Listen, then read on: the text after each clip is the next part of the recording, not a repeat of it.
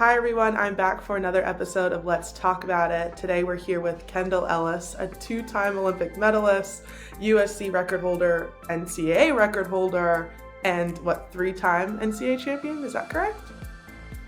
I think four. I don't know. Four. Maybe four. Four. I love that you told me. I love that you told me that. Maybe. I Four. honestly don't.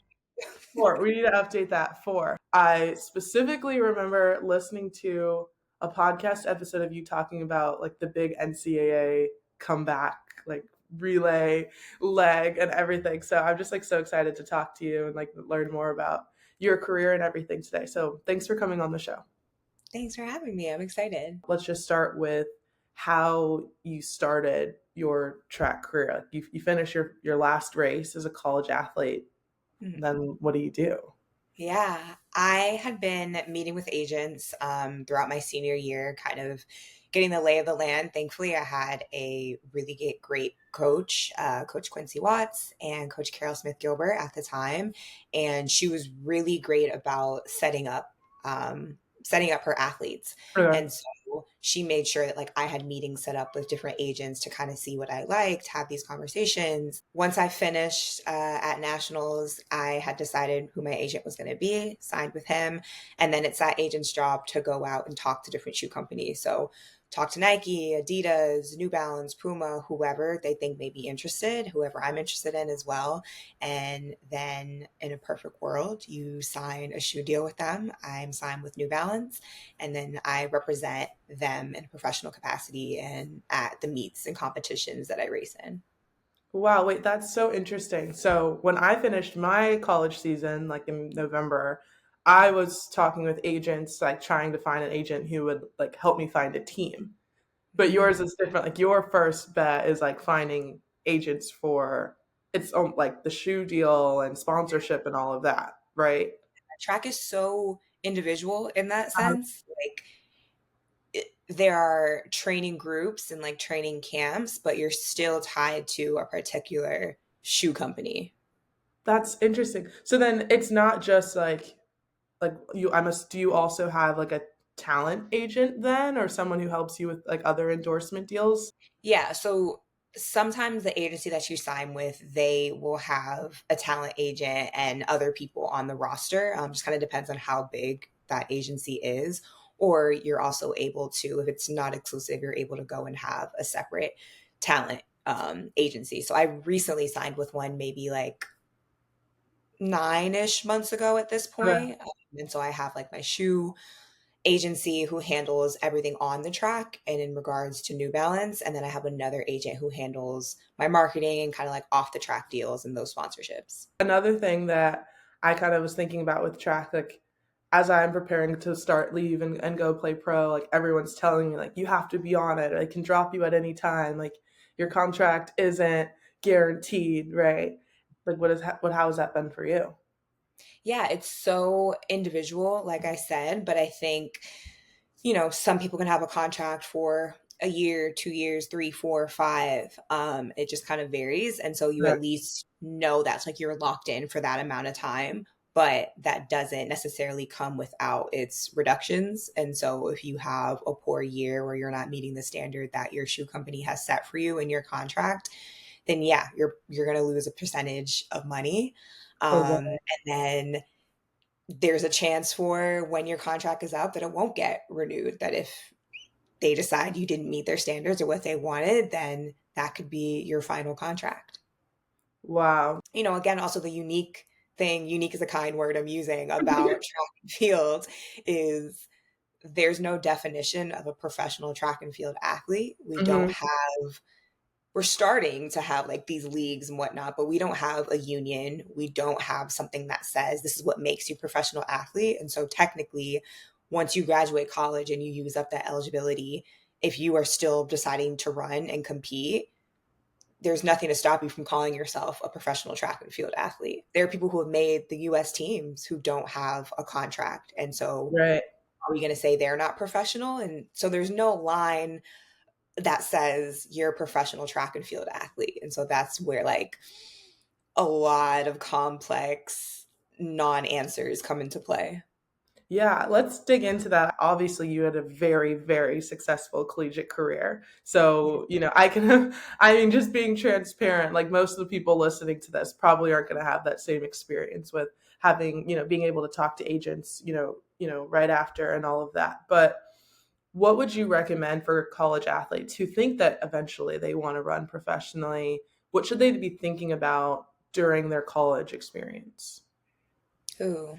It's such a different landscape now, also with the NIL stuff. Like I Hmm. graduated in 2018, right before it Hmm. went into effect. And so I sound like an old head who has like such a different perspective of it all.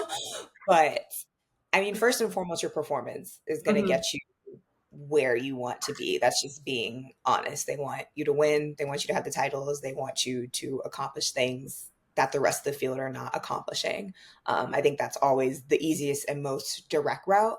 But Yeah. again, for a sport like track and field, where there isn't necessarily a team you're signing to or a specific professional league, there's a little more room and space to still compete once you've graduated and no longer Hmm. have that college eligibility. And so I'd say for that, if you can find an agent, I always think that's great.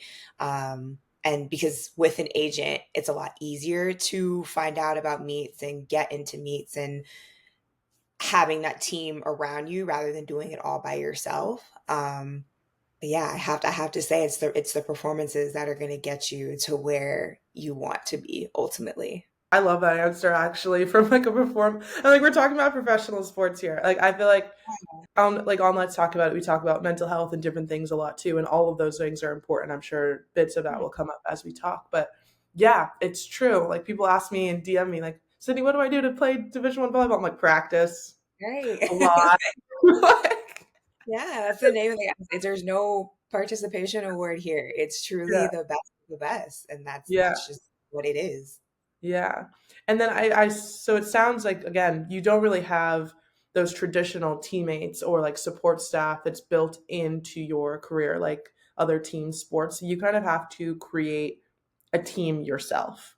Yes. I know that you still train at USC and you have some really awesome training partners. It was a great video right before the Olympics about all of you guys. I was so moved by that video. I'll make sure that we tag it. Was that something that you were thinking about when you went to USC? It didn't really cross my mind. Running professionally didn't cross my mind Really?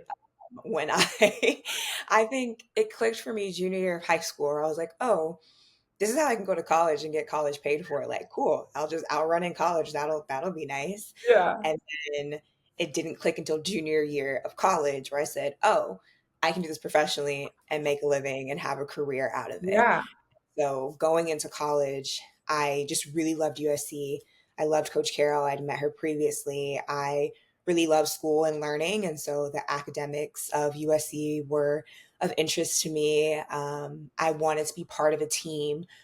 I wanted to help build a team into something that it was. And USC definitely has a great history and a great past. It kind of had like a lull, if we're being honest, at one Yeah. point. And I was like, yeah, I want to be part of bringing that dynasty back. And so that was my reasoning for choosing USC. And then it just worked out that like I got incredible teammates and training partners out of that. I remember you also talking about you building up your social media in the past when we first met and starting to make vlogs and different things like that. Can you talk to me a little bit more about why you started that? Yeah, I think just I was a business major in undergrad and I have my master's in business as well. And my specialty was marketing. And so I'm always going to be business minded. Like I run track and that's my job and all. But at the end of the day, I'm operating like it's a business. So I recognized the importance of having a social media presence, whether you have 100,000 followers or 200 or 10K. Like, I noticed that there's an audience and they love seeing what their favorite athletes are doing. They want to know about your life, they want to know the things you enjoy, they want to see snippets of training. And so, kind of leaning into that in a way that still feels comfortable and natural for me and not sharing too much of my life that I don't want to show. But I saw the opportunity there. And then even more seeing it with brands, like Mhm. ways to make money off of social media and really just putting in the work of that. I was sending like 25 emails like a week to brands being like, Wow. hey, I'm interested. I use your product. Like, do you see it fit? And majority of the time, I get a response, whether it's a no, not right now, yes, let's do this, or no, but I can send you product. And that's been great. That's been incredible. And it's been a really fun way of building your brand beyond your sport. I love that you said that you took like a business aspect and a business minded approach to your career beyond just running.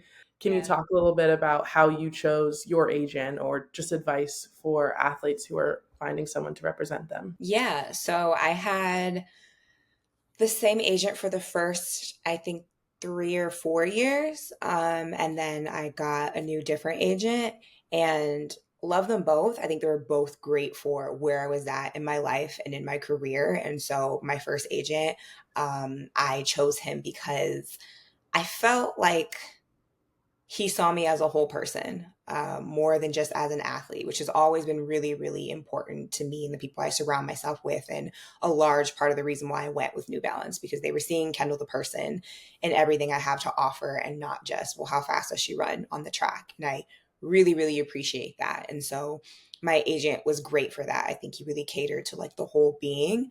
And my current agency, absolutely love them because they are a shark. I feel like I'm at the point in my career where it's like, this is what I want, this is what I deserve.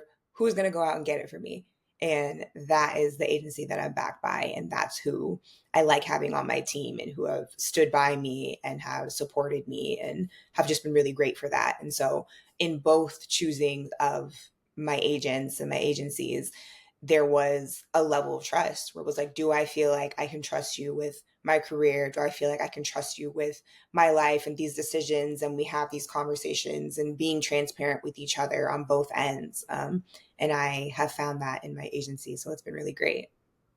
That's super cool. I'm glad that you were able to find people who worked with you in both kind of eras of your life. It's super cool that you talked about that of like recognizing when things are changing in your career and recognizing when you can take new steps in your business. Are there any other things that you think in the sports business world that athletes kind of miss sometimes that they should know about? I think what you just said is key. Like at the end of the day, you are a business. I said something earlier today at practice. I was like, well, the flow of cash goes from me to coach. I'm paying him. So at the end of the day, I'm the boss. And I do think that sometimes athletes need to take that approach. Like, I love my coach. We have a great relationship. He's been my coach for 10 years at this point. And Wow. so I feel comfortable being like, wait a second.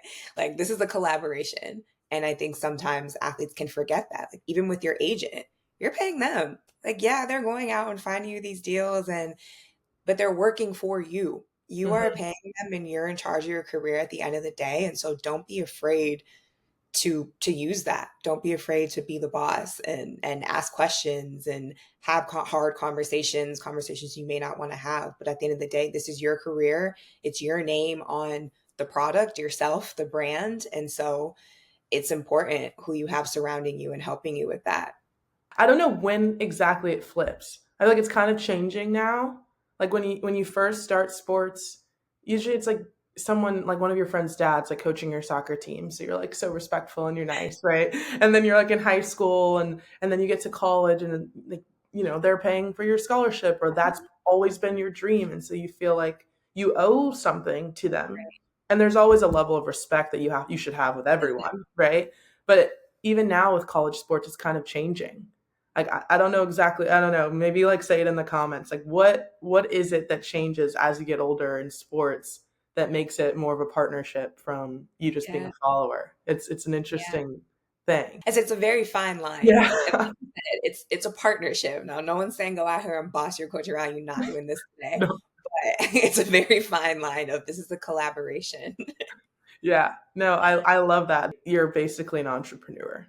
And I'm a nerd for like the entrepreneur podcasts and like all that stuff. But one thing that people always say is like it's lonely. Like doing it Mhm. solo is lonely.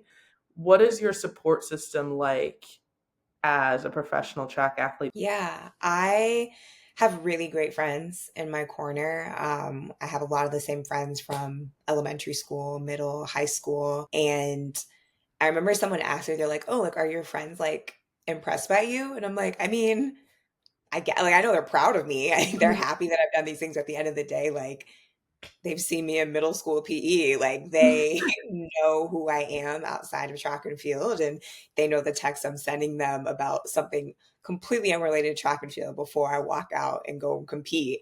And so I think I have a really nice balance of Kendall outside of sport. The people who are in my inner circle have nothing to do with my job, and that's how I love it. That's how I prefer it. That's so funny. One of my best friends texted me the other day. I was like on a mini clip. She's like, I didn't even know you did that. Yeah. I was like, what? Yeah. Like, Literally. your best friends like don't need to know what you do for work or like what you're doing every day. They just need to know that you're free for Friday for Yeah. chips and guac, and it'll be fine. That's literally it. I'll be like, hey, I just made the Olympic team. Like, but when I go out next week, like, what are we, what are we doing? Like, Like, oh yeah, that's Kendall, whatever. Like, she's always yeah, gonna do something great, so we're not even shocked. yeah. They definitely hype me up and like gas me up Yeah. way more than I ever would. They're like, you weren't gonna tell us you got inducted into the Hall of Fame. I'm like, I mean, yeah, like at some point it was gonna come up in conversation, but did you watch White Lotus last night? Like, that's what I want to talk about. So That's what I'm about to watch when we wrap up today. That's so funny. Thanks for coming on. Let's talk about it. thanks for having me. Hey guys, it's Sydney. I hope you enjoyed this episode of Let's Talk About It. If you did, make sure to leave a review and send it to a friend. Let's keep this conversation going. I'll see you guys next week.